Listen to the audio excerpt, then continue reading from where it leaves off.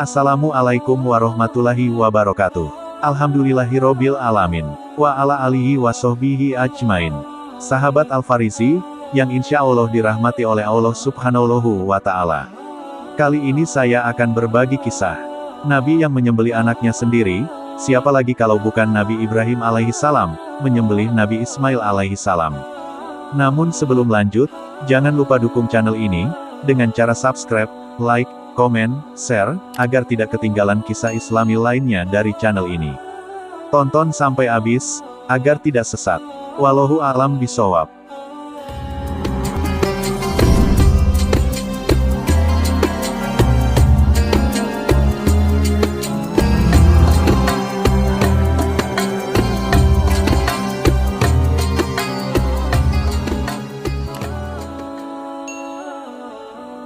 Kisah Nabi yang menyembelih anaknya, menjadi kisah yang banyak diceritakan dan merupakan asal-usul perayaan Hari Raya Idul Adha.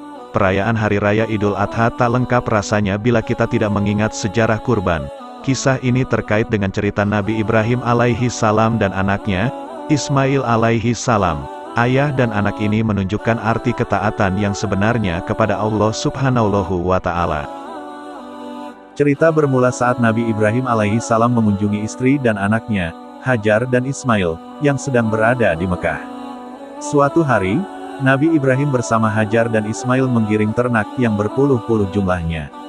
Hari mulai larut dan mereka memutuskan untuk tidak melanjutkan perjalanan dan tidur di suatu tempat bernama Mas'aril Haram. Karena terlalu lelah, ketiganya langsung tertidur pulas. Malam itu, Nabi Ibrahim tiba-tiba bermimpi. Ia diperintah untuk menyembelih Ismail sebagai kurban kepada Allah Subhanahu wa Ta'ala. Beliau lalu terbangun dan terdiam, berusaha mengartikan mimpinya tersebut. Sampai pagi tiba, dia tetap terjaga dan tak mau menceritakan mimpinya itu pada sang istri dan anaknya. Ia takut mimpi itu hanya membuat Hajar dan Ismail takut dan gelisah. Perjalanan pulang dengan ternak-ternak pun dilanjutkan. Mereka sempat berhenti sejenak untuk istirahat hingga akhirnya melanjutkan perjalanan kembali. Setelah tiba di rumah mereka di Mekah, Nabi Ibrahim kerap terdiam dan tak banyak bicara. Sedangkan, wajah Ismail selalu tersenyum dan berseri. Saat malam tiba, Nabi Ibrahim kembali mendapatkan mimpi yang sama. Suara itu terdengar begitu jelas dalam mimpinya.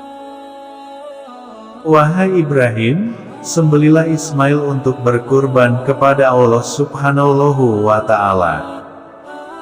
Demikian suara dalam mimpi Nabi Ibrahim. Ketika terbangun dari tidurnya, Nabi Ibrahim menjadi resah. Mendekati waktu subuh, dia pun mengambil air wudhu, lalu membangunkan istri dan anaknya untuk beribadah kepada Allah Subhanahu wa Ta'ala. Untuk ketiga kalinya, Nabi Ibrahim kembali bermimpi tentang perintah menyembelih Ismail. Hal ini lalu membuat dia yakin bahwa mimpi itu merupakan perintah dari Allah Subhanahu wa Ta'ala pada dirinya. Memikirkan untuk menyembelih putranya sempat terpikirkan oleh Nabi Ibrahim. Sebagai seorang ayah, dia begitu menyayangi sang putra. Mengetahui hal itu, setan pun mulai mencoba meruntuhkan ketakwaan Nabi Ibrahim. Setan berkali-kali membujuknya untuk membangkang. Namun semua itu ditepis Nabi Ibrahim. Suatu hari, Nabi Ibrahim sudah tak mampu lagi menanggung beban pikiran itu. Meski berat, dia telah bertekad untuk melakukan perintah Allah Subhanahu wa Ta'ala. Nabi Ibrahim lalu memanggil Ismail dan memintanya sabar serta tabah. Ismail pun mulai memahami keresahan ayahnya. Ayah, apapun perintah Allah Subhanahu wa Ta'ala, katakanlah, saya akan tetap tabah dan sabar. Sebagai orang beriman, apapun perintah Allah Subhanahu wa Ta'ala harus dilaksanakan. Jelaskanlah, saya akan tabah dan sabar mendengarnya, kata Ismail. Nabi Ibrahim lalu menjelaskan mimpinya pada sang putra. Wajah Ismail tampak tidak berubah dan terlihat menunjukkan ketabahan. Setelah bicara dengan Ismail, Nabi Ibrahim lalu bicara dengan istrinya. Hajar menangis, lalu mendekap erat Ismail. Hajar hanya bisa menangis, tanpa bisa mencegah karena dia menyadari bahwa perintah itu datang dari Allah Subhanahu wa Ta'ala. Setelah keluarganya tahu, Nabi Ibrahim pun bersiap untuk menjalankan perintah Allah Subhanahu wa Ta'ala. Iblis sempat mencoba menggoda Nabi Ibrahim, tapi dia tidak terpancing hingga iblis itu hilang dari pandangan. Berkali-kali Nabi Ibrahim bertemu dengan iblis dan jelmaannya. Dalam perjalanan bersama Ismail, Nabi Ibrahim tak berkutik dan melempar iblis itu sambil berseru, "Hanya kau iblis, jangan mengganggu kami." Setelah beberapa kali dihadang, Nabi Ibrahim dan Ismail akhirnya sampai di bukit malaikat di daerah Mina. Sejenak Nabi Ibrahim berpikir dan memohon petunjuk dari Allah Subhanahu wa Ta'ala. Nabi Ibrahim lalu menemukan batu datar yang cukup besar. Ismail lalu dibaringkan di sana.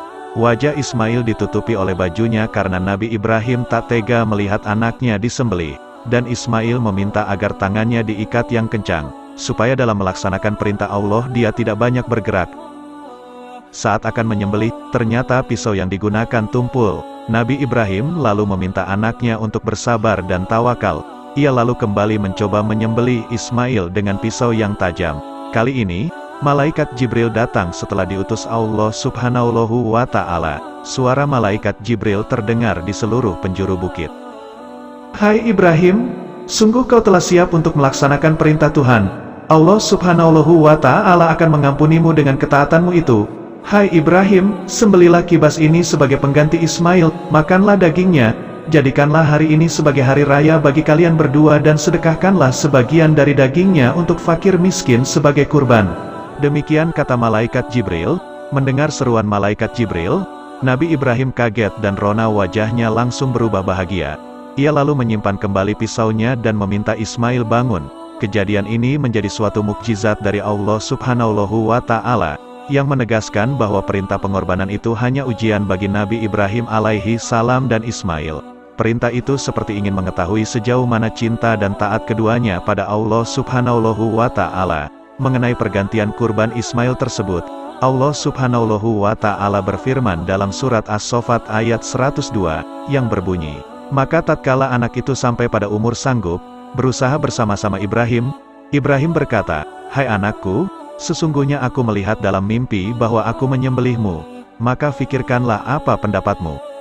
Ia menjawab, 'Hai ayahku, kerjakanlah apa yang diperintahkan kepadamu, insya Allah kamu akan mendapatiku termasuk orang-orang yang sabar.' Dan kami panggillah dia, 'Hai Ibrahim, sesungguhnya kamu telah membenarkan mimpi itu. Sesungguhnya demikianlah kami memberi balasan kepada orang-orang yang berbuat baik. Dan kami tebus anak itu dengan seekor sembelihan yang besar.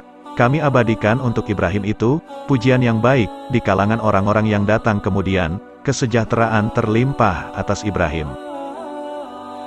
Dari kisah Nabi Ibrahim ini, tertulis dalam Al-Quran dan berkaitan dengan perayaan Idul Adha, kita bisa ambil pelajaran dari kisah ketaatan Nabi Ibrahim alaihi salam, dan Ismail untuk dijadikan suri tauladan yang baik. Nabi Ibrahim menjadi sosok ayah yang taat, sementara Ismail adalah anak penurut yang sabar. Semoga kita termasuk golongan orang-orang yang beriman, dan semoga video ini bisa kita ambil pelajaran. Sekian dari saya, wallahu alam bisawab, wassalamualaikum warahmatullahi wabarakatuh.